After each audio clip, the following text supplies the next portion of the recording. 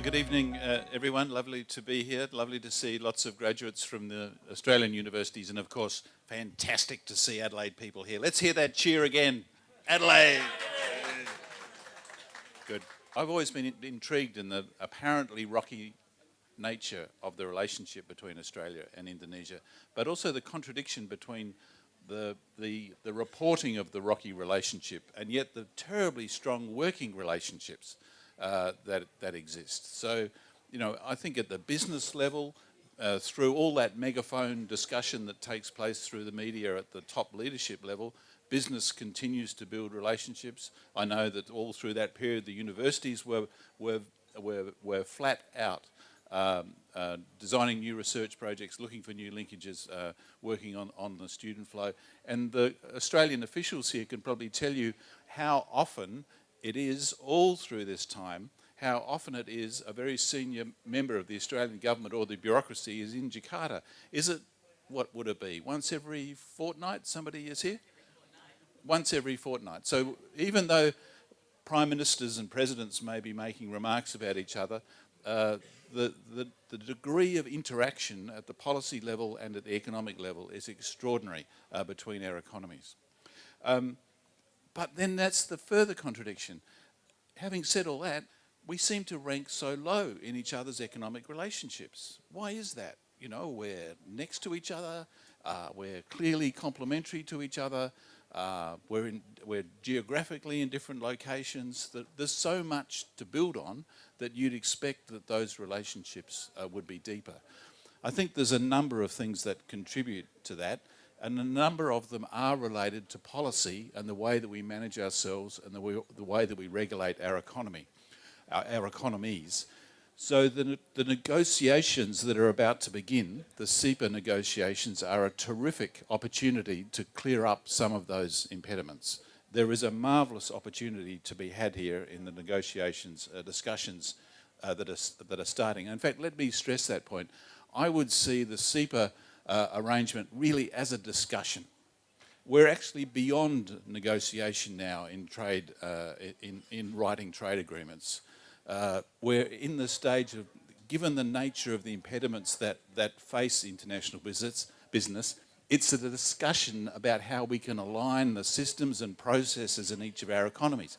It's not a matter, there will be some negotiation, of course, but it's not a matter of saying, you know, you cut your tariff by this much, I'll cut mine by that much. It's going to be about regulation. It's going to be about standards. It's going to be about processes. It's going to be about quality control in the food system. It's going to be about visas and all of those things. So this is a very different environment. It's not an antagonistic environment. It's not a you know, I put something on the table and wait for you to put something on the table. It's got to be a cooperative venture. Second point is, I've been here this week talking in a public lecture series called the Sadly Lecture Series. Some of the messages from those discussions. The message from those discussions is that these CEPA negotiations will be more successful as long as they take account of the dramatic changes that are going on in the way that business is done. Dramatic changes, revolutionary changes, disruptive changes, in the way that that business is organised across international borders. Let me test some examples. Let's start with my business, university sector, international education. Do you think that's a stable environment? If you were me, I'm the dean of a faculty at Adelaide. I'm responsible for the business school, the economics school, the law school, and architecture. We've got about a third of the university students. Do you think I'm working in a stable environment? I'm very concerned about all sorts of competitive and disruptive threats to my working environment. Look, let me give you an example. What's another big, shocking, disruptive trend that you see happening at the moment? What's one of the most exciting things happening in Indonesia at the moment in terms of the impact of new technology? Gojek. Yep, exactly. Gojek. So, you know, put Gojek together with e-commerce, completely new retailing system, completely new. having a dramatic effect, again, a dramatic effect on bricks and mortar businesses, traditional retail outlets, where people can shop online, have it delivered in an integrated way. Now, the businesses on both sides of the relationship are going to be much more interested in the trade negotiation if the negotiators understand the sorts of things that are going on, what might get in the way of building those new businesses. The agreement will be much more relevant to the economic relationship if it can at least capture those issues or not put new impediments in the way of those issues. So we could go on talking about all sorts of new technologies like this, which are going to have a dramatic effect on the way that business is done. Now, this question came up today in Jakarta when we delivered our lecture, and it was that the two economies should think, make, and market together. This way of thinking also captures a very important change in the way that international production is organised, and that's the evolution of the global value chain. Now, you might have heard of this phenomenon. Previously, take an example in manufacturing. Previously, a whole bunch of activities in manufacturing would be done in one place.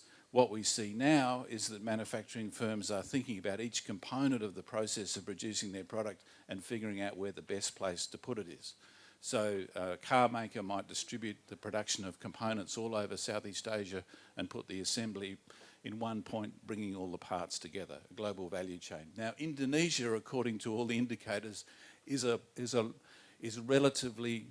participates in these global value chains to a relatively low level. The performance indicators are not good. Most of the imports, for example, intermediate products that come into Indonesia, they don't leave again. They stay here. Now, one specific example of this is the following. Now, one of the most exciting possibilities, I think, in the bilateral relationship relates to services, but relates to two types of services. One is health and the other is education. And you'll be thinking, oh, health and education. Can he name two more sensitive sectors in Indonesia than health and education? Yeah, probably not. But I'm going to put a proposal to you now that can be a revolution in the relationship between Australia and Indonesia involving these two sectors.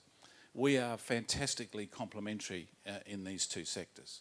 The Australian population, relatively high income, but also ageing dramatically, has a tremendous challenge in front of it in delivering health services to itself, has a tremendous challenge in front of it to deliver services to people like me who will soon, not too soon I hope, but at some point be looking for someone to give me a hand.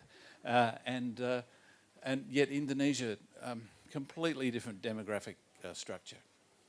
And yet itself looking for higher quality health services, especially hospital services, especially higher end, more value-added health services. We know that lots of Indonesians go offshore to buy health services. The numbers from the health ministry in that respect are very large indeed, billions of dollars.